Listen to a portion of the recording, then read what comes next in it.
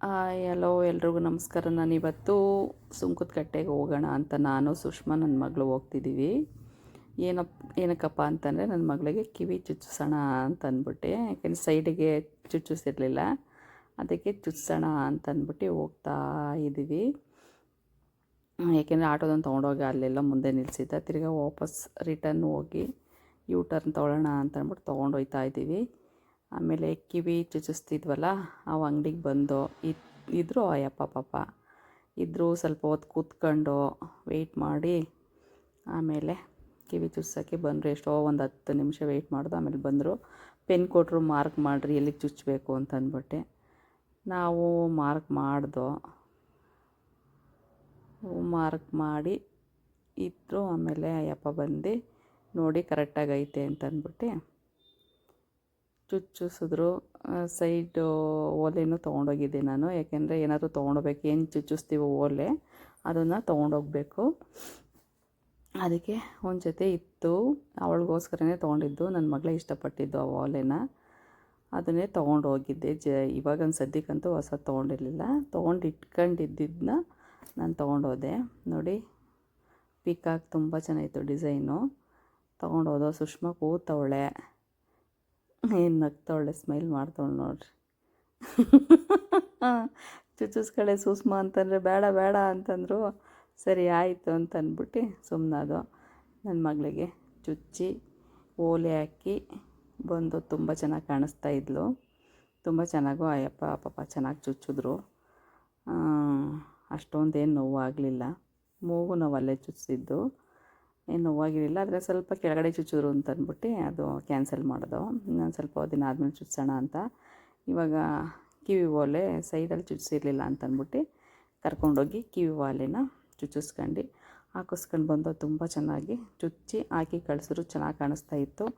ಸರಿ ಅಂತಂದ್ಬಿಟ್ಟು ಎಲ್ಲ ಆಯ್ತಲ್ಲಿ ಹೂವಿನ ಮಾರ್ಕೆಟ್ಗೆ ಹೂವು ತೊಗೊಂಡೋಗೋಣ ಅಂತಂದ್ಬಿಟ್ಟು ಬಂದು, ಎದುರುಗಡೆ ಕಾಣಿಸುತ್ತಲ್ಲ ಆ ಹಾಸ್ಪಿಟ್ಲಿಗೆ ತುಂಬ ಚೆನ್ನಾಗಿರುತ್ತೆ. ಅಲ್ಲೇನಾದರೂ ಕಟ್ಟಿಸ್ಕೊಳ್ಳಂಗಿದ್ರೆ ಅಲ್ಲದೇನೇ ಡೆಂಟಲ್ದು ಇದ್ರೂ ಅಲ್ಲಿ ಹೋಗಿ ತುಂಬ ಕಡಿಮೆ ಆಯ್ತು. ಅದು ಟ್ರಸ್ಟು ಸಿದ್ಧಲಿಂಗೇಶ್ವರ ಡೆಂಟಲ್ ಕ್ಲಿನಿಕ್ ಅಂತಲೇ ಏನೋ ಇದೆ, ಅಲ್ಲಿ ಹೋಗಿ ತುಂಬ ಕಡಿಮೆ. ಸರಿ ಅದನ್ನು ತೋರಿಸಿ ಸುಷ್ಮಂಗೆ ಹಂಗೆ ಬಂದು.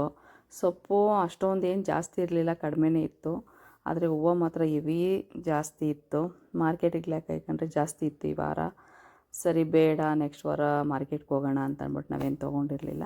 ಹಂಗೆ ನೋಡ್ಕೊಂಡು ಹೋಗ್ತಾಯಿದ್ದೋ. ದೇವಸ್ಥಾನ ಸಿಕ್ತು, ಕೈ ಮುಗ್ಕೊಂಡು ಹಂಗೆ ಎಲ್ಲ ನೋಡ್ಕೊಂಡು ಕೇಳ್ಕೊಂಡು ಹೋಗ್ತಾಯಿದ್ದೋ ಎಷ್ಟು ಅಂತಂದ್ಬಿಟ್ಟು.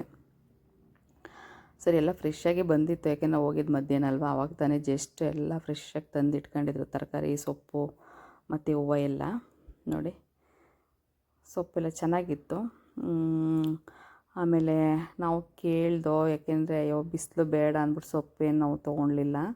ಮಸಪ್ಪಿನ ಸೊಪ್ಪು ತೊಗೋಬೇಕು ಅಂತ ಅಂದ್ಕೊಂಡು ತೊಗೊಳ್ಲಿಲ್ಲ, ಸುಮ್ಮನಾದು. ಬಿಡು ತರಕಾರಿ ಯಾಕೆ ಏನಾದರೂ ಮಾಡೋಣ, ಯಾಕೆಂದರೆ ಸೊಪ್ಪು ತೊಗೊಂಡೋದ್ರೂ ಮಡ್ಗೋಕ್ಕಾಗಲ್ಲ, ಫ್ರೆಶ್ಶಾಗಿ ಆವಾಗಲೇ ಮಾಡಬೇಕಾಗಿತ್ತು. ಸರಿ ಇತ್ತು ಆಲ್ರೆಡಿ ಅಂತ ಅಂದ್ಬಿಟ್ಟು ನಾನು ತೊಗೊಳಕ್ಕೇನು ಹೋಗಲಿಲ್ಲ, ಸುಷ್ಮನೂ ಏನು ತೊಗೊಳ್ಳಿಲ್ಲ. ಸರಿ ಅಂತಂದ್ಬಿಟ್ಟು ಹಂಗೆ ನೋಡ್ಕೊಂಡು ಹೋದೋ. ಹೂವಿನ ಮಾರ್ಕೆಟ್ ನೇರ್ಲೆಹಣ್ಣು ಸೀಸನ್ ಅಲ್ವಾ, ಸಿಕ್ಕಾಪಟ್ಟೆ ನೇರ್ಲೆಹಣ್ಣು ಇತ್ತು, ಚೆನ್ನಾಗಿತ್ತು. ಕರ್ಮೀನು ನೋಡಿ, ಎಲ್ಲ ಥರ ಕರ್ಮೀನು ಚೆನ್ನಾಗಿತ್ತು, ತೊಗೊಳ್ಳಿಲ್ಲ. ನೇರ್ಲೆಹಣ್ಣು ಮಾತ್ರ ಸಖತ್ತಾಗಿತ್ತು.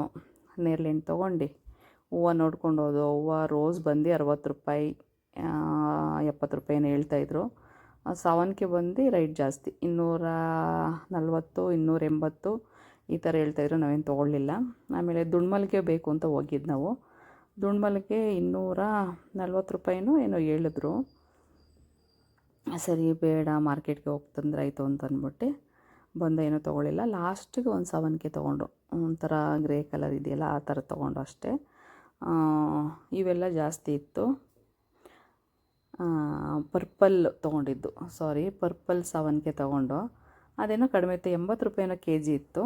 ಅದನ್ನು ತೊಗೊಂಡು ಬಂದು ಇಬ್ಬರು ಮನೆಗೂ ಆಗುತ್ತೆ ಅಂತ ಅಂದ್ಬಿಟ್ಟು ಇನ್ನೇನು ತೊಗೊಳಕ್ಕೆ ಹೋಗಲಿಲ್ಲ ಅಷ್ಟೇ. ತುಂಬ ಕಾಸ್ಟ್ಲಿ ಹೇಳ್ತಾಯಿದ್ರು, ಸಖತ್ತು ಜನ ಇದ್ದರು. ಆವಾಗ ತಾನೇ ಬಂದಿತ್ತಲ್ಲ, ಎಲ್ಲ ಜನ ಇರೋದ್ರಿಂದ ನಾವೇನು ಜಾಸ್ತಿ ಇದು ಮಾಡೋಕ್ಕೆ ಹೋಗಲಿಲ್ಲ. ಸರಿ ಅಂತಂದ್ಬಿಟ್ಟು ತೊಗೊಂಡು ಬಂದು ರಿಟರ್ನ್ ಹೋಗೋಣ ಅಂತ ಅಂದ್ಬಿಟ್ಟು ಇನ್ನೇನು ತೊಗೊಳ್ಳಿಲ್ಲ. ಸೊಪ್ಪು ಚೆನ್ನಾಗಿತ್ತು, ಬರ್ಬೇಕಾದ್ರೆ ಸೊಪ್ಪು ಯಾವುದೋ ಹಳ್ಳಿಯಿಂದ ಬಂದಿದ್ದು. ಕೇಳ್ದೋ, ಜಾಸ್ತಿ ಹೇಳಿದ್ರು ಅಂತ ಅಂದ್ಬಿಟ್ಟು ಬೇಡ ನಾಳೆ ನಡೆದ್ರಲ್ಲಿ ಹೋಗೋಣ ಅಂತ ಬಂದು. ಇವತ್ತಿನ ಲಾಗು ಇಷ್ಟೇ. ಸುಂಕದಕಟ್ಟೆಗೆ ಹೋಗಿದ್ದು, ಹೂವು ಒಂದು ತೊಗೊಂಡು ನನ್ನ ಮಗಳು ಕಿವಿ ಚುಚ್ಕೊಂಡು ಬಂದು. ನಾಳೆ ನೋಡೋಣ.